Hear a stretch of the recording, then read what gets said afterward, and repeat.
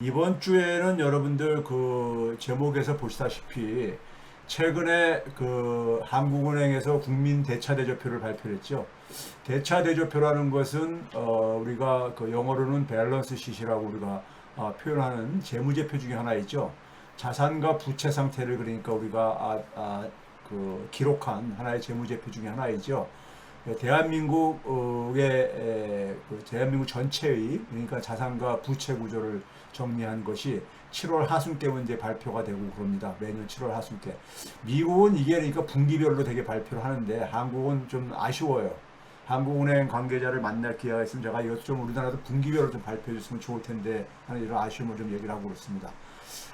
그 다음에 이제 그 트럼프의 지금 트럼프가 당선 가능성이 굉장히 지금 높아지고 있죠. 높아지고 있는데 그에 따른 하나의 우리 경제와 산업에 미치는 영향 이걸 좀 이제 살펴보려고 편성을 했습니다. 먼저 시간을 여러분들 무더위 속에서 좀 시원한 상태 속에서 이 방송을 들으셨으면 하고요. 일단 이 한국의 자산 구조 변화에 대해서 언론들에서 놓치고 있는 부분들이 있고 그다음에 우리가 생각해야 될 부분들을 좀 정리를 해봤습니다. 윤석열 2년간 대한민국의 자산의 변화가 어떻게 일어났느냐와 관련해서 일단 언론들에서 보도되고 있는 것은 이겁니다. 언론들에서 뭐냐면 지난해에 비교해가지고 그러니까 이게 2023년치가 나온 거죠. 2023년치가요 나온 건데 2023년도에 대한민국의 전체 그러니까 자산에는 부채도 포함되는 겁니다. 부채도요. 그러니까요. 근데 이제 부채를 제외한 부분을 우리가 이제 순자산이라고 하죠. 순자산이요. 혹은 뭐 자본이라고 할 수 있는데 순자산이 더 자산 상태를 나타내는 더 적합한 표현이기 때문에 순자산. 대한민국 전체의 순자산이 얼마냐 하니까는 무려 2경 3천조 정도 됩니다. 2경이라면 잘 일반 사람들은 감이 안 잡히는 화폐 단위이죠. 그러니까 대한민국 전체의 순자산이 2경 3,039조 원으로 이렇게 집계가 됐습니다. 이게 이제 1년 전에 비교해가지고 1년 전이라면 2022년을 의미를 하죠. 2022년 대비해서 한 472조 원 정도가 증가했다. 472조 원이면 굉장히 큰 돈이잖아요.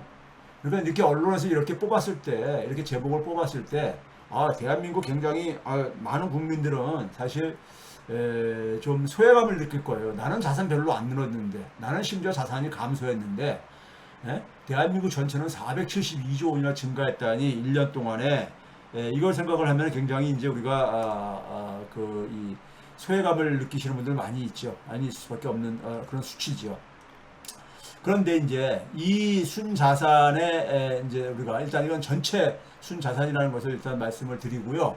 말씀드리는데 이게 그러니까 증가율로 보게 되면 2.1%가 증가한 겁니다. 2.1%가 증가한 거예요. 자, 그 다음에 이제 어느 언론들에서는 1인당 국내 우리의 순자산을 얼마나 증가했냐 해가지고, 이게 국민 수로 나누면 되는 거잖아요. 나누면 되는데, 1인당 그러니까는 작년에 그러니까는 우리나라 인구수로 나누게 되면은, 단순하게 나누게 되면 4억 4,550만 원 정도. 4억 4,553만 원 정도다. 이거 하게 되면은 여러분들 좀 더군다나 소외감을 느낄 거예요. 4억 4,553만 원. 하게 되면은 사실 통계청에서 발표하는 가구당 자산의 평균치가 하고도 그게 한 5 정도 가구당이니까요, 그건요. 물론 가구에는 1인 가구도 30% 이상이 되지만은 약간 그 거리감이 있어 보이죠.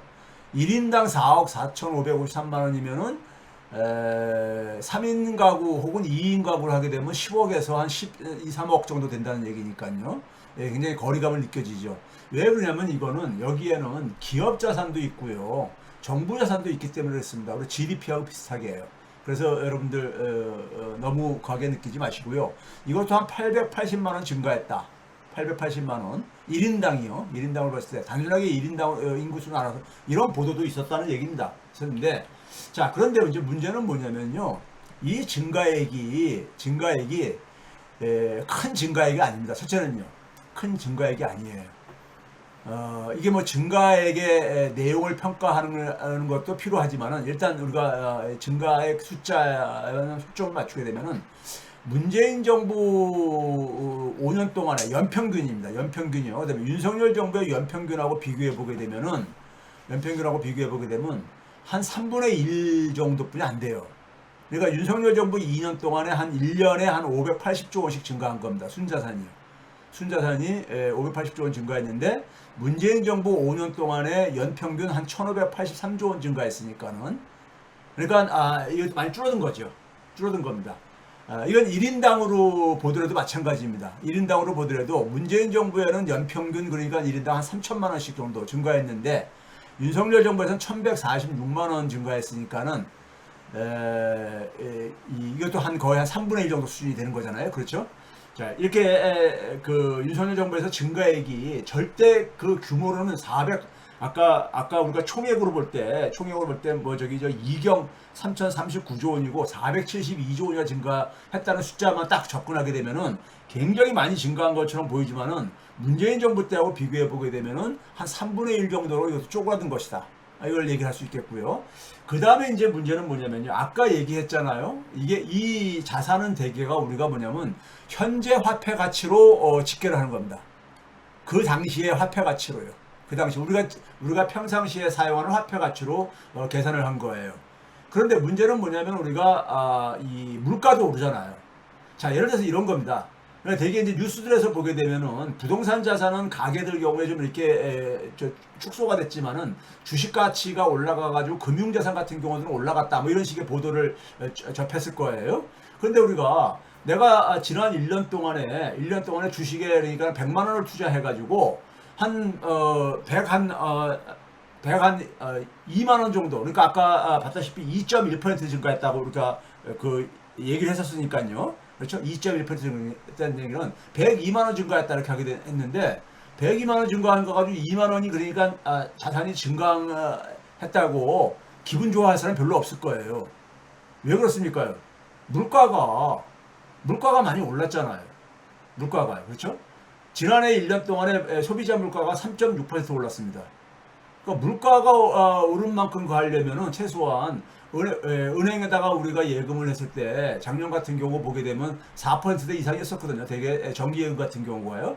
그러니까 정기예금 금리조차도 그러니까는 확보가 안 됐으니까는 그렇게 자산이 많이 증가한 게 아니죠. 더군다나 지난 2년간 우리가 소비자 물가 상승률을 보게 되면 거의 9%에 가깝습니다. 8.9%가 증가했어요. 그래서 실질 순자산의 실질적인 가치가 얼마나 변했는가를 보게 되면은요. 국내 실질 순자산을 맨 오른쪽에 있는 게 국내 전체니까는 대한민국 실질 순자산은 2021년도에 이경 1,300조 정도에서 2022년, 2023년도 계속 줄어들었습니다. 지난 2년 연속해서 줄어들었어요. 그러니까 2022년도에는 이경 950조 원을 줄어들었고 지난해는 이경 한 50조 원 정도로 반올림해가지고 줄어들었습니다. 계속 2년 동안 연속해서 줄어들고 있는 겁니다. 이게 그러니까 사실은 일반 국민들이 느끼는 피부로 느끼는 것이죠. 자산도 그러니까 사실은 줄어들었다 이겁니다. 그러니까 우리가 주식 투자를 하거나 은행에다 예금을 하게 되면 최소한 인플레이션은 보상을 받아야 되는 거잖아요. 그러니까 인플레이션만큼도 그러니까 증가하지 않다 보니까는 실질 자산 가치는 줄어들었다 이겁니다. 가계의 경우에도 보게 되면은 연속 2년 줄어들고 있습니다. 줄어들고 있어요. 그러니까 2002년 전 그러니까 문재인 정부 마지막 해인 2년 전에 일경 한 2,300조 원에서 지난해는 일경 1,300조 정도 줄어들었으니까는 한 1,000조 원 가깝게 줄어든 거죠. 아니, 1,000조 원이 아니 1,000조 원 정도 줄어든 거죠. 2년 동안에요. 기업들에서는 비금융 기업, 금융은 기본적으로 이 돈을 조달을 해가지고 돈놀이를 하는 거기 때문에 부채가 굉장히 크기 때문에 자산의 대부분이 부채다 보니까 그 금융기업은 대개 이제 우리가 별도로 하지만은 그 비금융기업도 그러니까는 작년에는 잠깐 올랐지만은 이게 되게 토지자산 때문에 올라간 겁니다. 그러다가 지난해 같은 경우 보게 되면은 지난해 같은 경우 다시 또 떨어졌다 이렇게 얘기를 할 수 있고 2년 전에 비해서는 기업들 같은 경우는 한 300조 원 정도 증가를 했습니다. 근데 하여간 국내 전체적으로 볼 때는 한 700조 원 정도가 실질 가치로는 떨어졌습니다. 떨어진 거예요. 그런 점에서 자 국내 실질 순자산을 그럼 그 이전하고 추이를 비교해 봅시다. 2016년이면은 박근혜 정권 마지막 해입니다. 2016년부터 해서 이렇게 쭉 추이를 집계를 했어요. 추이를 집계했는데 2021년도까지는 실질 자산 가치가 순자산 가치가 증가해 왔습니다. 그렇죠? 심지어 2020년 팬데믹 상황에서도 증가했습니다. 증가했는데 2022년부터 줄어들기 시작했다는 얘기입니다. 실질 순자산 가치가요. 그러니까 이런 점에서 그러니까 윤석열 정부에서 모든 경제 지표가 주요 경제 지표가 다 후퇴를 하고 있다는 것을 좀 이제 보여주는 것이고요. 가계들만을 봤을 때도 가계의 실질 순자산도 보게 되면은 2016년도부터 2021년도까지는 계속 증가를 해왔었습니다. 증가를 해왔는데 그 이후에 지난 2년 동안에는 계속 하락하고 있습니다. 그러니까 가계도 그러니까 별로 행복하진 않다는 얘기고요. 3년간 그 다음에 이제 이거를 소위 말해서 비금융의 대부분은 부동산 자산이죠.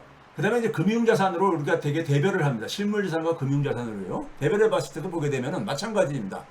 금융자산, 그러니까 비금융자산, 소위 말해서 실물자산들이죠. 주로 이제 부동산 자산이 대부분을 차지하고 있는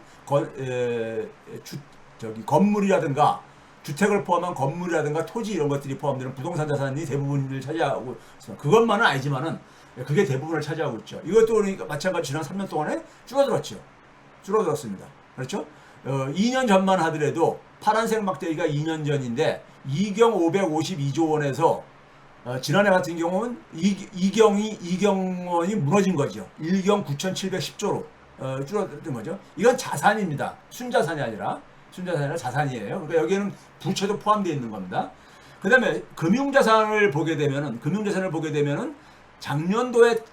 재작년도보다 조금 회복됐지만은 여전히 2021년도 수준보다는 한 240조 정도 줄어든 상태다. 금융자산 역시 그러니까요.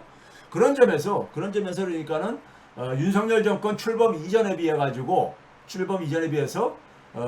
국내 자산들이 그러니까 줄었다. 가계도 마찬가지입니다. 최근 3년간 가계의 순자산 추이도 보시게 되면은 3년간 국외 순자산 추이는 조금 이제 그러니까 지난해 오른 걸로 나왔잖아요. 순자산이요. 그러니까요. 조금 올랐죠. 근데 가계들의 그러니까는 뭡니까? 금융자산하고 비금융자산을 보게 되면은 가계들만의 비금융자산과 금융자산을 보게 되면은 이게 줄어든 걸로 나왔어요. 줄어든 걸 3년 연속해서 그러니까요. 금융자산도 그러니까 2년 전에 비해서 줄어드는데 이게 그러니까 앞에 부분하고 왜 차이가 나느냐 하는 것은 이 자산에서 이제 포괄이 안 되는 부분들이 있기 때문에 내가 좀 뒤에서 말씀드리도록 하겠습니다. 그 다음에 연평균 가계의 순자산 증가액을 문재인 정부하고 윤석열 정부를 비교해 보게 되면은 문재인 정부 때는 이게 순자산이기 때문에 부채를 뺀 겁니다. 935조 원씩 증가했는데 윤석열 정부에서는 150조 원 정도 증가했으니까 한 6분의 1 정도뿐이 안 되는 거죠. 6분의 1 정도뿐이 안 되는 거예요. 그러니까 근데 이제 물론 문재인 정부에서 이 순자산의 증가액을 좋게 평가를 해야 될 것이냐 하는 것은 별개의 문제입니다. 하여간 근데 이렇게 자산의 증가액이 크게 그러니까 축소가 됐다는 거를 일단 먼저